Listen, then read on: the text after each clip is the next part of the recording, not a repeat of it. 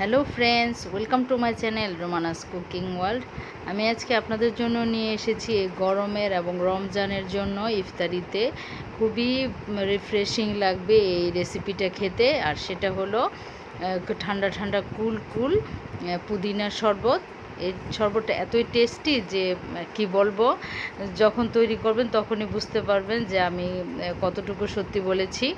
আশা করছি আজকের রেসিপিটি আপনাদের কাছে ভালো লাগবে। তাহলে চলুন শুরু করা যাক। পুদিনা ও লেমন শরবতটাকে তৈরি করার জন্য আমি একটা জার নিয়েছি।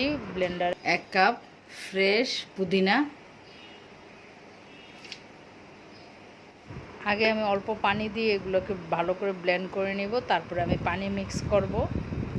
দিব আমি 1 টেবিল চামচ লেবুর রস,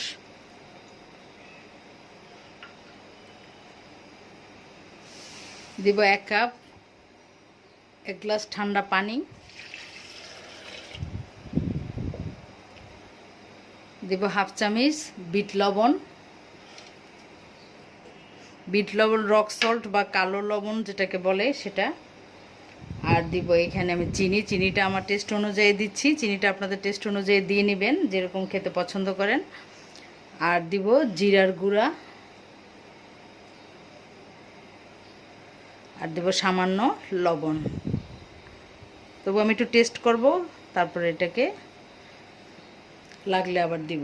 এখন এটাকে খুব সুন্দর করে আমি ব্লেন্ড করে নিব।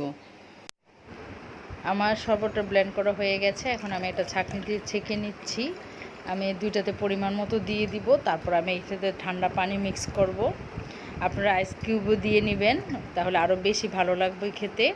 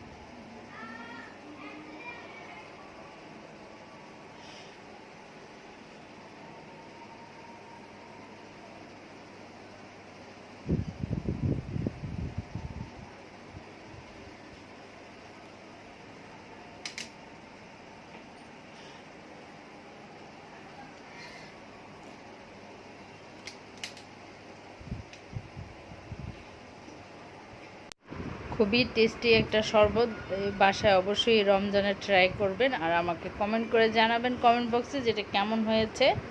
আশা করছি আপনাদের কাছে ভালো লাগবে। এটাকে আমি হালকা ঠান্ডা পানি দিয়ে তৈরি করেছি, কারণ আমার বাসায় সবারই ঠান্ডা লেগে আছে। আপনারা এটাতে বেশি ঠান্ডা পানি এবং আইস কিউব দিয়ে পরিবেশন করবেন, তাহলে বেশি ভালো লাগবে এটা খেতে। তৈরি হয়ে গেল পুদিনা লেমন শরবতটি। আশা করছি আজকের রেসিপিটি আপনাদের কাছে ভালো লেগেছে। ভালো লাগলে লাইক, কমেন্ট, শেয়ার করুন ফ্যামিলি ও ফ্রেন্ডদের সাথে।